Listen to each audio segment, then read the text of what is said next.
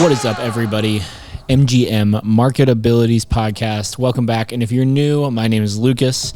And on this podcast, we talk about everything business, marketing, personal development, and anything in between. And speaking of that, our podcast topic today is how your personal growth changes your persuasiveness of influence in your marketing. Now, that sounds confusing. Don't worry. I'm going to explain it to you. And just to give you kind of the synopsis of it, is basically the more you grow yourself, the more you understand who you are as a person. And you're like, well, what does that matter for marketing? Well, it matters a lot because you're marketing to people. And so the more you understand yourself, the more you understand people as in general, because a lot of us have the same feelings, emotions, fears, doubts, motivations. And so the more you can learn about you, the more you learn about people. And the more you learn about people is the more how you can market to them better and show them that they need your service or your product or whatever it is that you're trying to sell them. So let's just start very simply here. Okay. So if you have emotional intelligence, it's basically like you have some sort of superpower when it comes to marketing, okay? Because you can understand how people's emotions are triggered. So if there's are certain words or certain, situations that you get them to imagine or to believe, like, giving a good story and making them feel something within that story, it may cause them to buy a lot more. You may get better conversion rates. And business is all about conversions, right? It's getting that lead into a customer, right? Like that's business, right? Is like you actually getting them across the finish line so that you guys can work together and create something amazing, or they can buy something from you and they're happy, you're happy. It's great. Number two, that is really important, is having empathy in your content and in your messaging. For us, whenever we're trying to talk to a new client or a new customer, we want to have empathy whenever they're like, yeah, we're just not getting the business that we want. Like, we want more business, or we want more of this, we want more of that, or this product line isn't selling. It's like we want to feel that as well.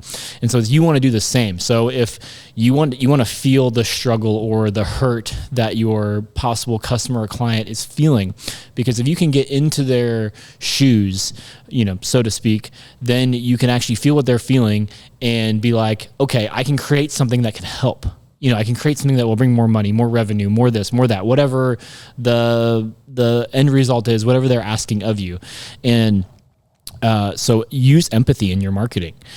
Be like, hey, listen, I know that, business has not been the way that you've wanted it to be, but things can change, and whenever you do that, you can bring in then that storytelling aspect that we talked about first, to then bring them to an emotional state of like, oh, I can do this, and then they can use you as a resource.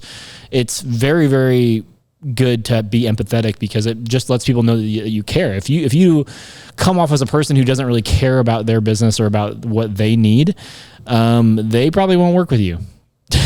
Just saying, like, people are looking out for themselves most of the time. So if someone is wanting to work with you, try to think like them and try to think about what they're struggling with, because then you can create something or show them how the thing that you've already created can help them get the exact result that they're struggling with. Okay. Number three is confidence and clarity in your offering. So, once you start to know yourself and to know how good you actually are at something, this is something that I personally have struggled with for a very, very long time, and still kind of do every now and then. But it's like, I am still sometimes scared to shoot the price of what I'm worth. Just straight out honest. I am. I'm like, man, that is crazy expensive. Like, I don't feel like I'm worth that. And I know a lot of you feel that way. But the thing is, you are worth that. And so once you start to sit down and map out your worth, just be confident in that. And there's a lot of times I think I have actually undersold myself. So I put a lower price down, and I should have put a higher price, but since I put the lower price down, they didn't work with me because they didn't view me as the professional that they were wanting. But if I would have put the higher price down, they would have worked with me and it would have been a no-brainer. They wouldn't have scoffed at the price. They'd be like, oh yeah, this is the person that we want. And that's hard to understand because whenever you are actually valuing yourself, then you're actually going to be working with more valuable clients and clientele, which is going to, you're actually going to be working with people you want to work with anyway, instead of some of these other people who you probably aren't aligned with, but you lower your price and now you know you're better than that. And it's always going to be seeping in the back of your mind and it's going to bother you. Because I've been there. Okay. Number 4 is resilience and adaptability. So whenever you grow as a person, you start to, going back to, the second thing we talked about is emotional intelligence. You start to get more confident in your ability to, instead of react, you get to respond to things. So you can be resilient to the tough times. And if there is a big change in your industry, in your market, in whatever it is that you do, you can adapt because you've grown as a person. Adaptability and resiliency does not come from getting really good at business. It comes from getting really good at growing yourself as a human and knowing that like you can handle these things and that there's waves, things in life. Like it's never going to be, sunshine and rainbows, and that you can handle what might come or what might not come. And the more that you can kind of be a little flexible and a little like, if something bad happens, you're like, okay, it's fine. We'll just pivot and figure it out instead of freaking out and losing your mind and doubting yourself and then not doing anything about it and continuing to try the same, the same, strategy and you keep getting the same result, which is, the definition of insanity. And then all of a sudden you're just lost and you're depressed and no. So and you only get like that because you haven't grown yourself. That's a hard truth, is that you only get that way because you have not grown as a person. And so start reading books, start growing yourself. Okay. Last thing. And I know this is another fast podcast, but because this is the kind of stuff that matters, is having real trust and being, authentic as a person. So whenever you start to grow as a person, you start to realize that it's not worth it to start to continue putting a face on for certain people, especially your customers. Your customers value realness. Like they don't really want to be marketed to, if that makes sense. Like they want to see who you are. And if you align and if your values are the same, then they're going to work with you. Because there's a lot of people out there that would much rather work with someone who they know, like, and trust, which I know I've hit on in this podcast, rather than someone who is claiming to be the best in the world and maybe has the results to back it up, but they don't really know them. Like there's no relationship there. And so you don't even have to build this like one-on-one interpersonal relationship, like all the time. Like you just have to put out content, being authentic from who you are and from what you stand for.